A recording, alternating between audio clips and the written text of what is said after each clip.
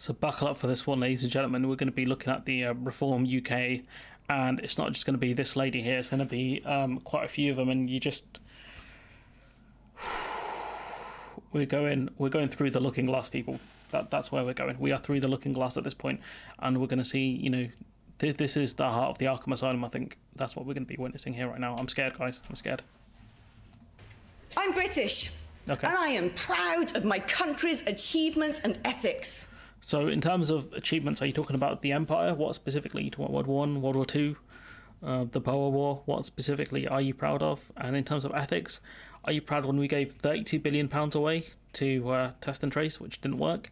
Are you proud of the other people who got the COVID contracts and had set up companies like a few days before they asked for the contracts, have no history in PPE and other things? Is that something you want to be proud of? I don't know. Oh, the awkward please clap pause. Oh, that's never a good look. I am white and I don't feel ashamed. No one's asked you to feel ashamed because of your skin colour. You might get some like lunatics who say, oh, you're white, you should be ashamed of like slavery and other stuff, but that's never something I've believed in. No one can hold you accountable for the sins of others. Not really.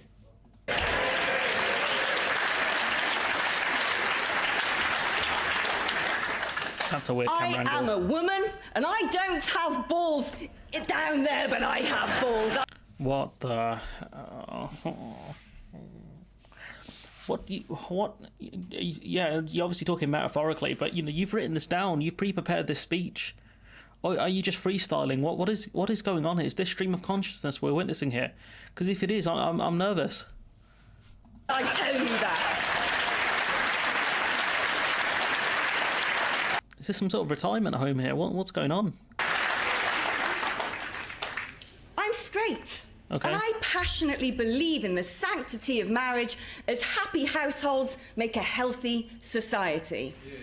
I couldn't care less about marriage, I'll be honest. But okay, you're entitled to that belief. That's fine. But I would say that a lot of Conservatives don't really believe in the sanctity of marriage. Or at least they might think a mistress is allowed in a marriage. I don't know.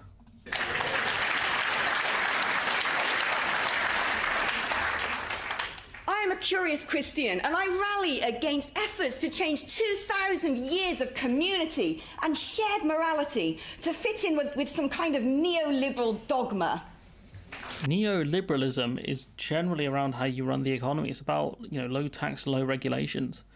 That's typically what neoliberalism is, or associated with the idea that we are rational human beings, so we don't need as many rules and laws, etc. So this idea that Christianity and neoliberalism is attacking Christianity just makes no sense.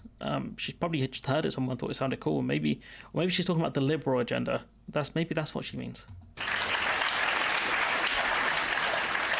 This determination to dissolve the glue that has held us together for centuries and destroy a culture that has enabled us to thrive and to prosper in harmony is now so pervasive that most of our politicians dare not speak against it. Are we fighting Lord Voldemort or something? He who must not be named. Like what is going on here? Who are we fighting against? Who is the enemy? Who's applauding this? Big corporations aren't challenging it. No, they're trying to profit from it. And we, the ordinary people... The hand thing, that's a bit weird. I don't like that. It feels a bit aggressive. I think a bit fash, maybe.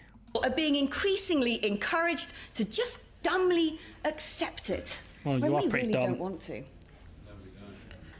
Did we not see in the recent SNP leadership election so clearly attacks on a Christian candidate who stood up for her beliefs? Only to be beaten by a man of Muslim faith, never once held accountable for his. So you're trying to argue about, the fact that because Kate Forbes is Christian, that she was attacked for her beliefs, while Hamza Yusuf, a Muslim, wasn't. Well, the difference is Hamza Yusuf didn't let his policy be, his ideas, his political ideals be dictated to by his religious beliefs. That's the difference there. Kate Forbes actively went against the stuff that the SNP were trying to push with the Gender Recognition Act and things like that. She says that she's very much anti-abortion, and some of that filters through to her politics. That's the difference here. One person, Hamza Yusuf, his religion, he claims, and I think his voting record kind of upholds it, that he does not let his religious beliefs cloud his political judgment. He uses the evidence or whatever. That's what he has said, and I think his record kind of says that. Whereas Kate Forbes is the opposite. Her religion does dictate her ideals and the stuff she votes in. So it wasn't the fact that she was a Christian. She could have been of any religion, and she would have been rightfully criticised for it, because just because you're religious doesn't mean that you can force those ideals onto other people. That's not the country we live in. We live in a secular country. That's it. So her arguments here, swing and a miss. Now, look, all I ask is that the playing field is level. I mean, it was level, because these are two different things. These are apples and oranges. And so that's ominous. And I think this is the B team here, because they really needed Nigel Farage, the Reform UK party, because he's the sanest and the slickest one of any of this lot, because this lot this is like CPAC in America, where you let all the lunatics out for the day and they give the most rabid speeches that they can give, talking about the woke culture, the diversity and all of this stuff. This feels very much like our version of CPAC, and I can't lie, I'm scared, because this is the compilation of the different Brexiteers, and I'd rather be in Raccoon City at this point, I'll be honest. Brexit, we will never be great again. Ooh, a MAGA line, without Brexit would never be great again. This is nonsense. Before we joined the EEC, we were the sick man of Europe. So, this idea that we'll be a great... What does being great again even mean, Ben? Honestly, what does being great again mean? Because I don't know what you're talking about. You talk about the empire? You talking about when we were a world leader because we had the empire? Specifically, what are you talking about, Ben? Can't be right. How many others have you brought to the truth today? That's some cult stuff right there. That's some cult stuff brought to the truth. Cult. I am white and I don't feel ashamed. Thanks for telling us. And if that doesn't whet your appetite? Everything that we know and that we are is under attack. Reform UK will ban critical race theory from schools for under 16s. They're not. I don't think they're even doing critical race theory. What are you talking about? Like, critical race theory is barely a thing in America, anyways. Like, they're not even teaching it in the UK. Like, what? You just created a monster just to slay it. What is this nonsense? Still time to make Britain great again. Sad. What does that even mean, though? What did make Britain great again mean? Even Donald Trump didn't really define it, because it's whatever you want it to mean. That's the problem with these people. Sadly, we never got Brexit. Ben, he's what? And if you're worried... Sadly, we never got Brexit. Brexit was about leaving the EU. We have left the EU. What more do you want, Chief? You never talked about this during the referendum about, we're going to, Brexit isn't leaving the EU. It's about deregulation from EU standards. Like, bro, you've moved the goalpost so far now, it's off the pitch. And if you're worried it's over, it ain't. But there is a really good reason why I'm obsessed with Brexit. Schools are not there to produce lemmings. We will not Brexit properly until we have ditched completely the Windsor framework.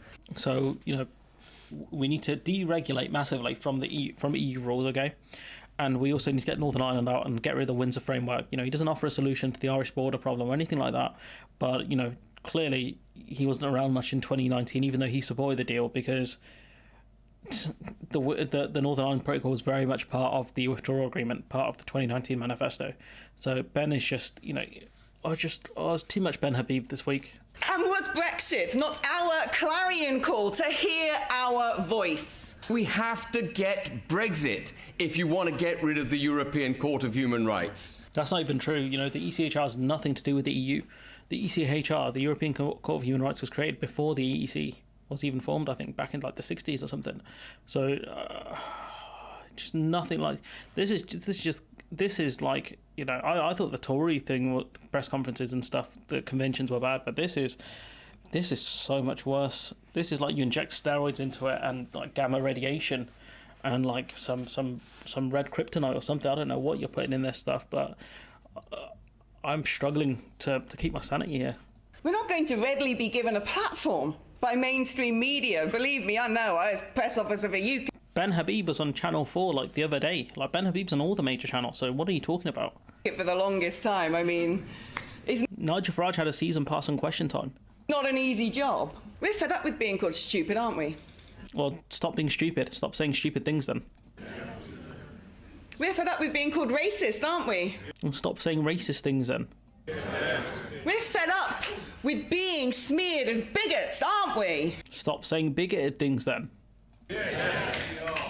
Or told we have unconscious bias and unfair privilege. I mean, unconscious bias is a real thing. Like, that's true. You know, okay, you don't want to be told you have privilege. Well, you're standing on a Reform UK platform despite being the biggest lunatic out there, so, you know. What even is that? Let's make Britain great. You know, it's not even a good acronym. You know, let's make Britain great. So let's make. You can't even spell that into like an acronym. At least MAGA sounded alright. You can go with MEGA, make England great again, but you know that doesn't really work because then you're sacrificing the other parts of the union. But you know they're running on this "Make Britain Great Again" tagline. I thought that's what Brexit was about, and I don't know. I'm failing to see the logic here. I really am. I don't want to have to play the Dante clip again. I don't want to overuse it, even though it's relevant in 90% of the videos I keep seeming to make. I'm scared, guys. I'm scared. I don't want to see any more of this.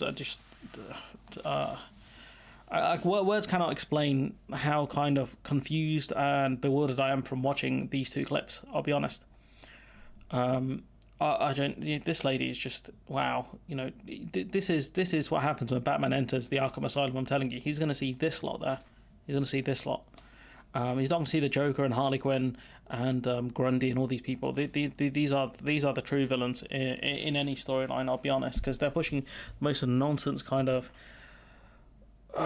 lines here, and I'm lost for words, guys. I don't know what more to say. You know, make Britain great again. All this nonsense. You know, this. They've watched the Americans and thought we'll have a piece of that, and they just. I hope people in this country look at them and see that these people are unhinged. I'm surprised they didn't talk more about the channel crossings. Maybe they did, but it wasn't just covered in these clips. You know, the channel crossings and the political correctness and all this stuff. But I guess instead of talking about political correctness, they mentioned the woke culture. That's the new kind of buzzword for it. But anyway, so I'm going to leave it there. Let me know what you think in the comments below before I ramble on anymore. Like, comment, share, subscribe. Support the channel on Patreon if you can. And don't do the finger pointing thing that she does. That stuff's terrifying. And I'll catch you in the next one.